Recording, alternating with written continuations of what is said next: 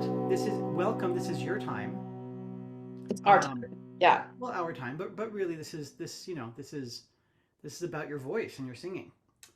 So I was just about to actually review the intake form that you sent me, um, Sure. but then I had got a little visitor and got distracted. So No worries. would you be willing to just like talk a little bit about um, what you would like to get from this time that we've carved out together? Sure. Well, thank you so much, Sam, for even offering this opportunity.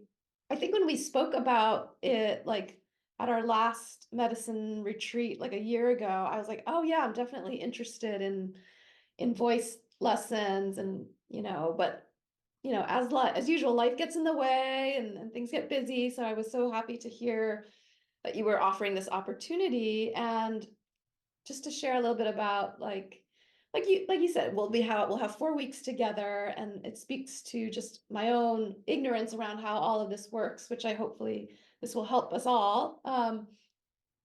I don't have any, I don't really know what can be done in 4 weeks, but some of the ideas you gave in your intro were like, yeah, identifying my vocal range. I don't even know what my vocal range is, and things that I can do to support my voice. Like I use my voice quite a lot in my work as a therapist. I'm like constantly talking. And I do notice at the end of the day, I feel like my voice is tired. And so, any guidance on like sort of voice support, vocal rest, and just kind of knowing how to use my voice as an instrument in a more conscious way. Yeah. Let's go ahead and have you stand now then. Why Yeah. not? I Uh, I I don't know. I sit so much sometimes in my yeah, work as a therapist. I can stand too though. I can stand, yeah. okay, so let's do this. The voice we use for singing, it is the same voice that we use for talking, right? And you've been talking your whole life. So really you've been practicing your singing your whole life. There's a couple, there's two like really main differences. The first one, in singing, we tend to elongate the vowels, right? We don't talk with elongated vowels, but we sing with them. And then the second major difference is we use a lot more of our range when we sing. When we talk, we tend to limit our range to fit into polite society and to make sure that everybody else around us is comfortable, right? So we sort of limit the expression of our speaking tone. And so when we sing, we stretch that really to the maximum when we can. Okay. So with that in mind, let me invite you to speak an ah that will last for 3 seconds. Just in what comes out naturally. Exactly. Okay. Ah. Great. Great. So already I notice less self conscious energy and self critical energy than a lot of people have, even at this very first beginning invitation to sustain tone. Okay, so fantastic already on that. So now you're going to do it again, and I'm just going to invite you to notice, what do you feel? And there's no wrong answer, Okay. but I would suggest that you try to keep it in the physical realm Okay. if possible. Okay. And More that than may not be possible. psychological or emotional, more physical. Exactly. Okay. So try it again. Yeah. Ah. I'm noticing like some voice cracking or and then yeah, maybe like an echoing or yeah, that's what I'm noticing physically. I have a lot more psychological and emotional thoughts even just from that like initial thing though. I know, and the mental and the emotional planes are important, and Yeah. they will come into this work. Hmm. But a lot of this foundational technical ability Hmm. will build faster and better, in my experience, when we can keep our awareness anchored in the physical. Perfect. Not that we're saying that the emotion mental is bad. That's not what I'm saying. But when we get caught on those levels at this beginning phase, we can get a little bit stuck. Yeah. Okay, so now I'm going to direct your attention, please, to your abdominal region, Hmm. the belly, the waist, and the lower back. Hmm. You're going to do it again and just notice, what do you feel, Okay. if anything, Okay. in that region?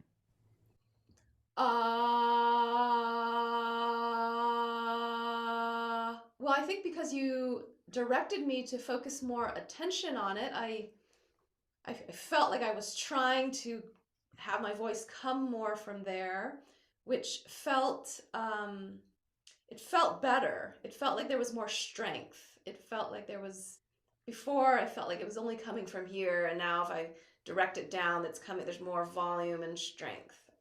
So even just dropping your awareness down into your body, there was a little bit more ease in the process of phonation or the process of making sound. Mm-hmm. Awesome. Okay, let the awareness rise a little bit to the rib cage and Okay. just see if you can gather any information on how your rib cage participates in this Okay. process of phonation.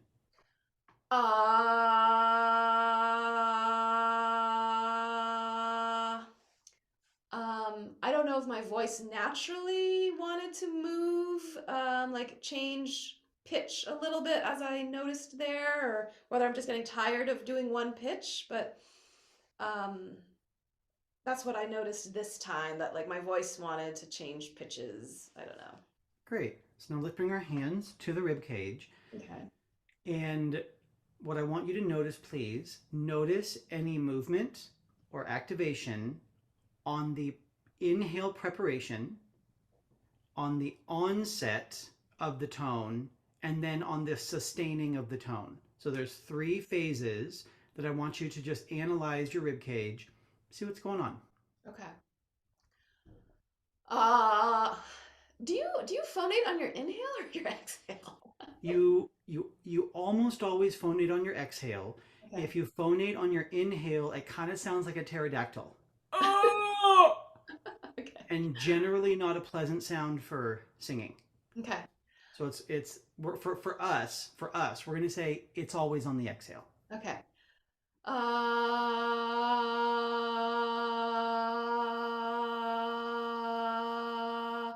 I noticed um, difficulty with initiating the phonation. Agreed. There seems to be something catching between my inhale and then as I'm exhaling, my voice got caught, and then it's easier for me to maintain than to initiate. I don't know what that's about. Agreed. Agreed. Okay. Great awareness so far. There's two directions I want to go with you, and I'm trying to decide what is the more skillful direction. This is what I want to do. Okay. Go ahead and relax your hands if you want. You can keep them there if that brings you comfort. So what I notice is that when you're called upon to sustain tone, your inhale got very, very active. You probably don't need that dramatic of an Oh, got inhale. it. Got it. Probably ever, right? There may be times when, for artistic expression reasons, or because you only have a split second to get your breath before you sing again, there may be times that it is that big. Okay. But let's do this. You're going to inhale without your chest or rib cage lifting up, and you're going to feel like an inner tube around your hips, and then a little bit higher into the waist.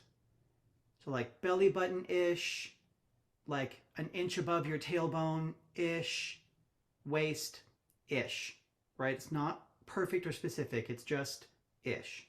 And you're going to feel yourself expand with the breath, but this is not going to lift up. Okay. I'll do that now. Uh huh. Oh my God, that is so beautiful. I feel in my body, I feel confident in you. Like I feel ready for you to sing now. Okay. Okay. So now let's talk about the onset. Okay. We can get as specific as you want. And I know you have some like physiology training in your background. So we can go there if you want. But for now, let's keep it kind of simple. The voice is like a little valve right here. And it's either open, partially closed, or like firmly closed.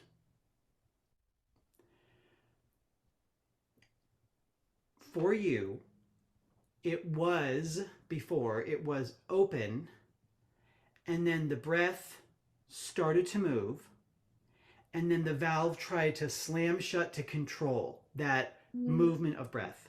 Mm-hmm. So, what we're going to do is we're going to close the valve first. So, say for me, please. Uh oh. Uh-oh. Do you feel that hard click at the beginning of both of those syllables? Uh, Uh, oh. oh, yeah. Uh-huh. That's called a glottal. Mm. Okay. So now you're going to inhale low. You're going to feel that inner tube expand front, sides, back. And then you're going to set that glottal. Uh oh. And then say uh oh. Uh-oh.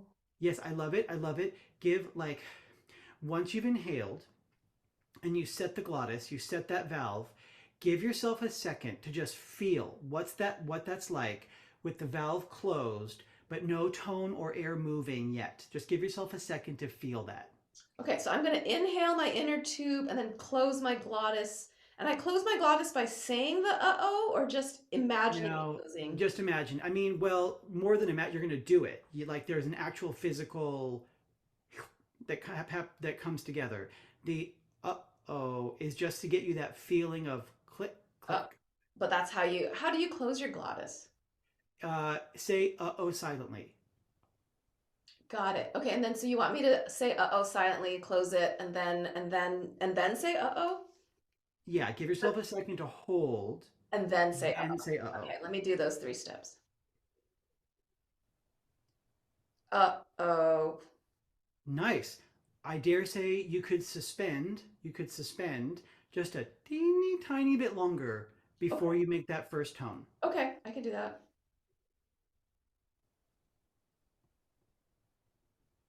Uh-oh. Fabulous, Liz. Fabulous, Liz. Now make each of those syllables last for about 2 seconds. The uh-oh. Correct.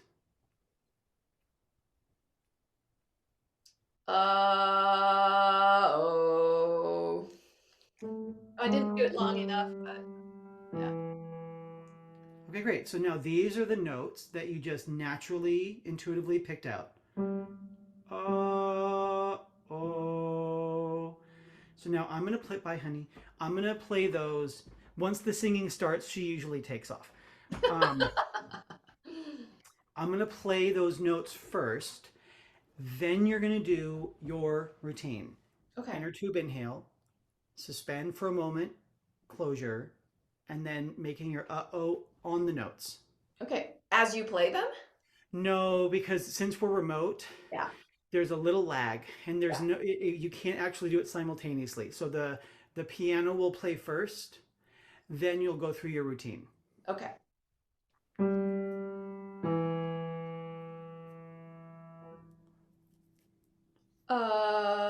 Oh. I kind of lost it there. Great. I noticed, how long should I hold that pause between my silent uh-oh and then like the actual? Long enough to have awareness of it, Okay. Okay. but not so long that you start to panic Okay. because the breath is not moving and you're holding your breath. Okay. right? This is just about awareness for now. Okay. All right.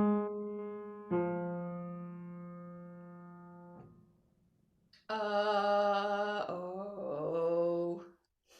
I don't know what's going on in my second note. And you know what? Try not to worry about it for now. Yeah. Yeah.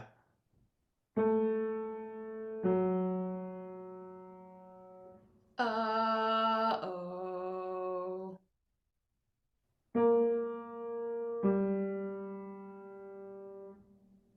Oh.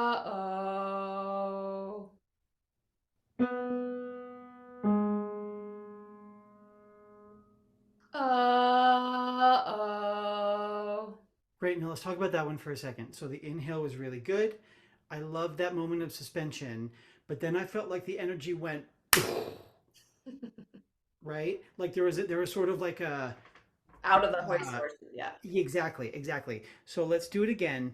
And you And prefer now just to have it more evenly think, yeah, think even. even. Oh. Oh. Oh.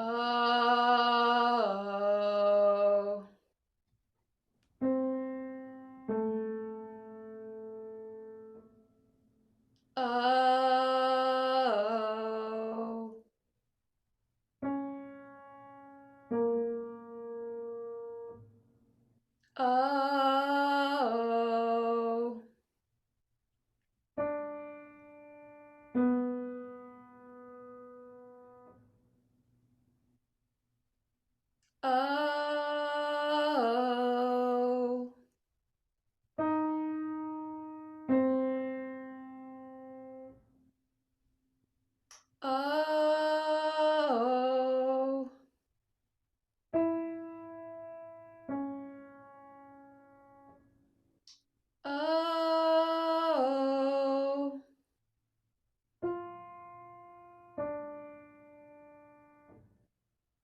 Oh.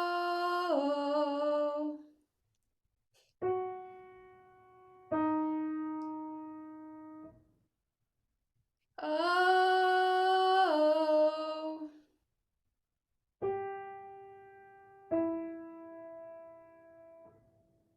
Oh. Oh.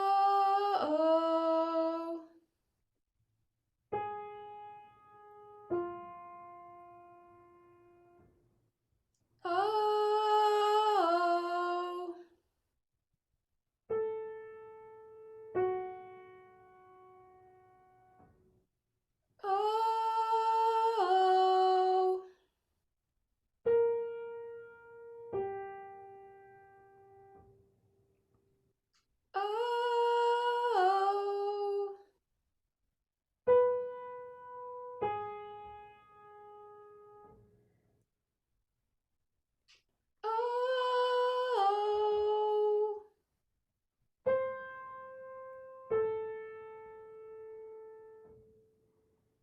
Oh. Fantastic. So that one, that last one, did not have that explosive energy that we talked about like 2 minutes ago. But I did notice in your body there was a little bit of an upwards pull, which is super normal for how high we've gotten. But just do it again and just imagine that, like, as you start your first note, that you're almost singing down your sternum. Oh.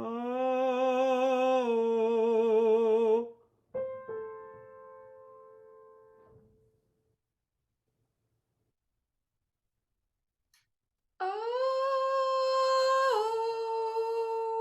Absolutely. Absolutely. Okay. There's a number of things that you're doing really, really well that I want to point out to you. Number one, your pitch is fantastic, even though we are remote, and you are singing the notes that I demonstrate after they're done playing, right? That's one hurdle that some people have to reconcile before work can begin, right? Because they have a little trouble hearing the right notes when they're removed. But you've got that down already. Okay, great. Um, and actually, before I tell you the second one, I want to rewind. I want to do one thing and bring your awareness to something, then I'll say what you're doing so well. We're going to do that one again. Then I'm going to play low notes, and you're going to do one lower in your voice. And what I want you to do is compare and contrast Okay. the way that this high one feels versus the way the low one feels, and give me your own words around how they are different. Okay.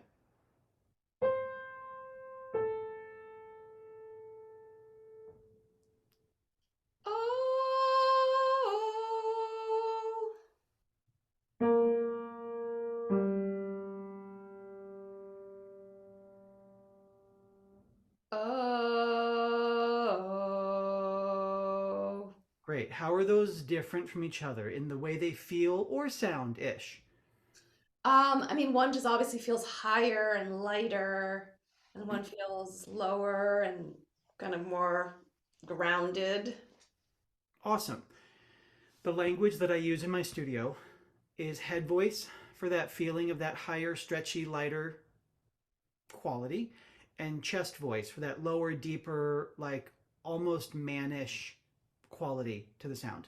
Hmm. Other teachers and other studios will use different language, and that's totally fine. And if you ever do some research on your own and you want to have a conversation over why we call something the way we do, we can do that. But in this studio, head voice, chest voice. Okay. So the thing that you do super good with no training at all, as we went up, your voice shifted from chest voice to head voice little by little, beautifully. It didn't take any coaching from me. I believe you said you had no previous voice lesson experience. So that's a talent that you already have. Don't ever let any voice teacher ever train that out of you. Thanks, Sam. Does I'm curious, when you say pitch, does that mean like I'm actually getting the right note or tone? Because I'm not even sure. Is tone and pitch the same or different? Um, tone could be used interchangeably with pitch, but it shouldn't be. Okay. Pitch is a specific frequency of vibration. So this pitch is that pitch every time because the sound wave is vibrating at a specific frequency, Yeah. and that is a one pitch. That is one pitch. Yeah. Okay. When we give it a name, this happens to be a C, that's a note. Yeah. Okay. Notes have names. Pitches are Frequency. discrete frequencies. Got it. Tone is a little bit more subjective because it can also mean like the quality Got it. Of your pitch, the of quality of the your pitch. pitch, right? Got it. So if I were you, I would get in the habit of thinking like when you hear a specific frequency, that's a Pitch. pitch So what my pitch was accurate? I'm not sure. every time. Oh, Every time. that's Your great. your intonation was extremely accurate. Oh, it's great to get that validation. I'm not quite sure I don't know if I'm on pitch or not. And then I was curious about my vocal range because I don't know if I am more chest voice or head voice or what is my natural range. Well, there's a little bit of a booby trap if we talk about natural because I come to this from a classical training background. So if I had my way, I would have you singing soprano. Like, I tend to do better in the higher pitches, you think? no, no, no, we're not going to say better. No, no, no, no, no, no. Because from what I hear, the acoustic transitions in your voice line up with the machinery of a soprano Okay. versus a mezzo soprano or true contralto. Okay. But that being said, you are the artist. You Hmm. get to decide whether you like singing in your head voice or you like singing in your chest voice.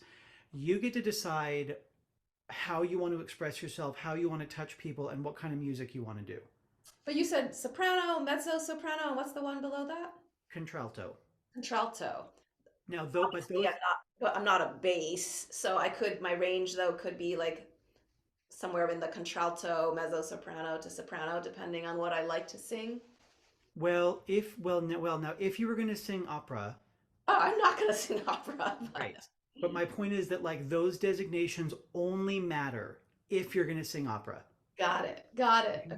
If you want to do contemporary music or folk music or anything other than opera, really, or classical singing, I should say, You can really do the anything whole other than range. that, You can do the whole range. all you have to do is feel where you're happy. Mm. And that could change, right, over the course of a song. Like you could sing some low and then you could go some high. No?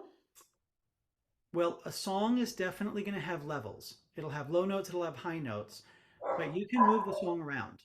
For example, twinkle, twinkle, little star, how I wonder what you are. You know that song. You recognize that song. That is really low in my voice. I don't feel like I have any power. I don't feel like I have any sparkle. It's kind of boring. I don't like singing it down there. Twinkle, twinkle, little star, how I wonder what you are. I feel like that I can play a lot more and it sits where my voice is happy.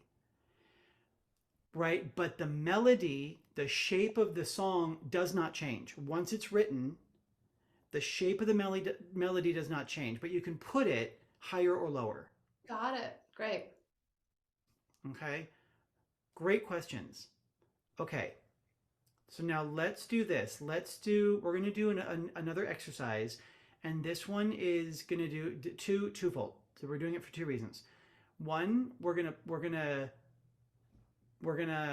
I don't want to say challenge.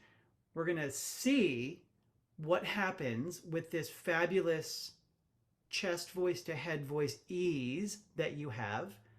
So we're going to see what happens when we do something kind of difficult. Number one, excuse me.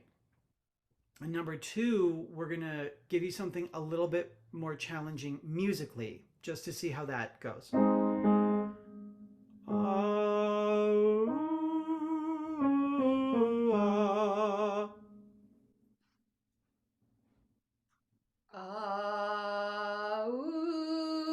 Ooh, ah.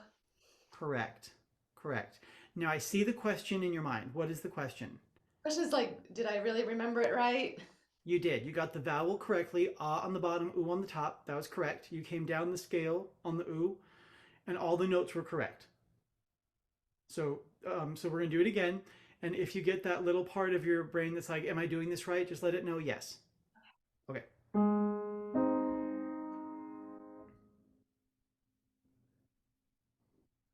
I'll just do that.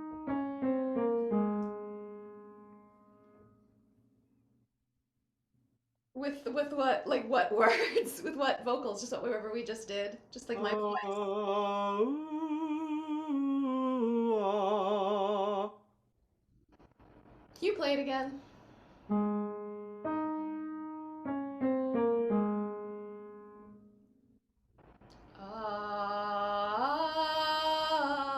Ah.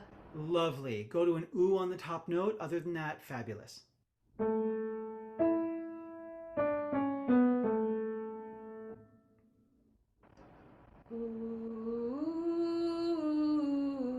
Ooh.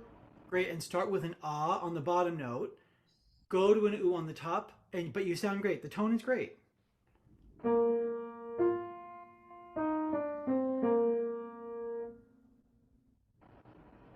Ah. Ooh.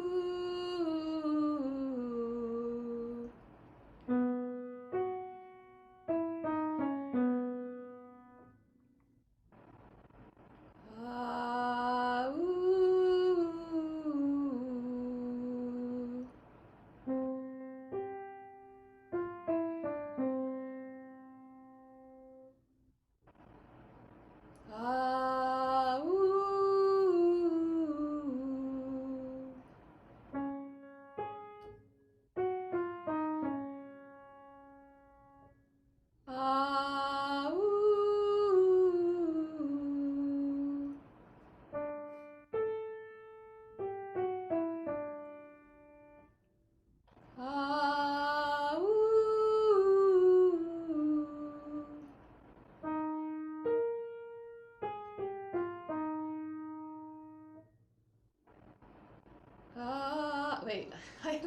still controlling my glottis thing. Can you do that one again?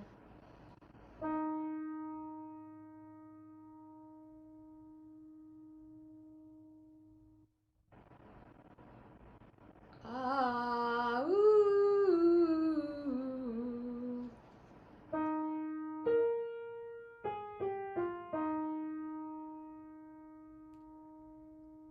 Ah, ooh.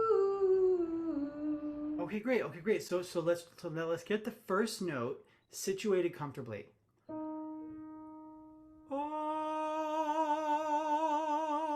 Ah.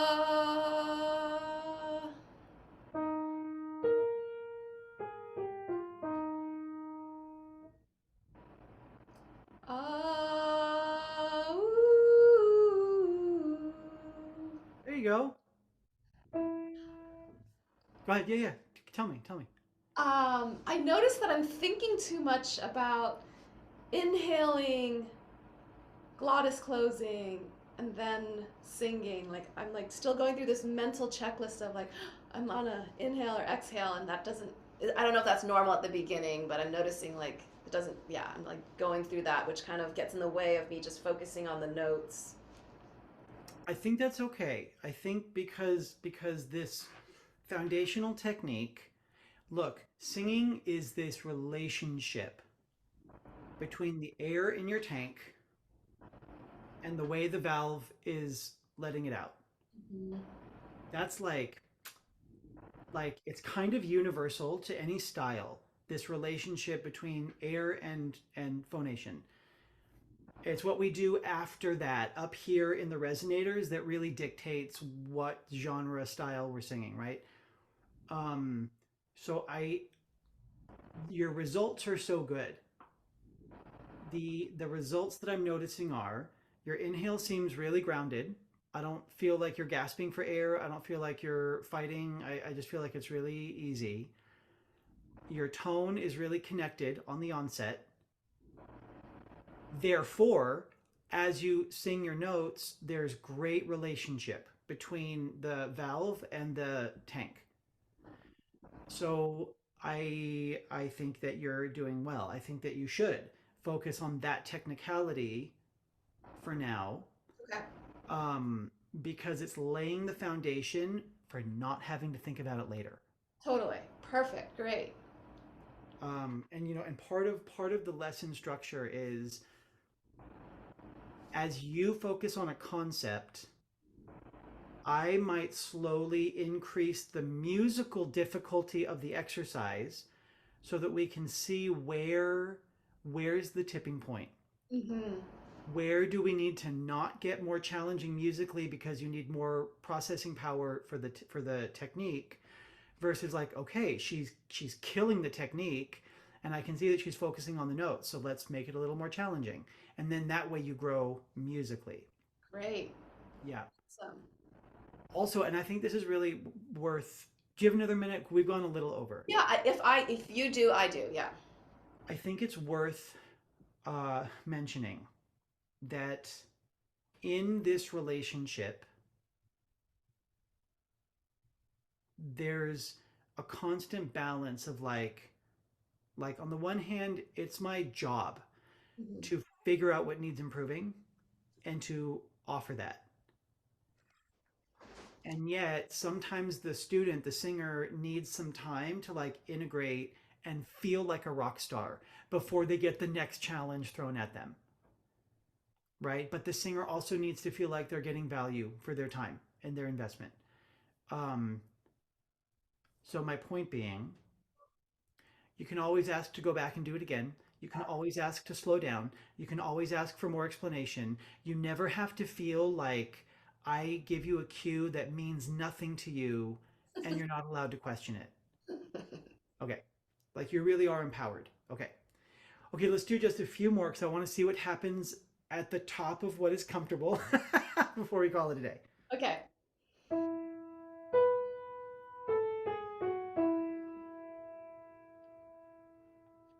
Ooh, ah, ooh.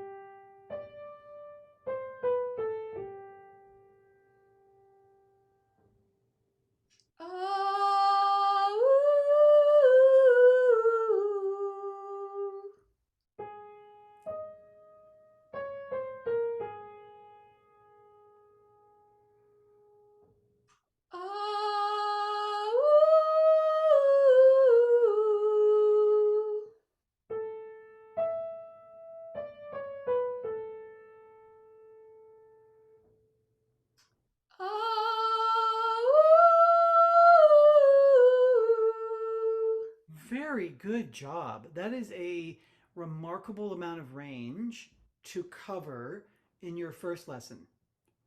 Thanks, Sam. This was really fun. I really enjoyed it. Right? Ship is fun. Yeah.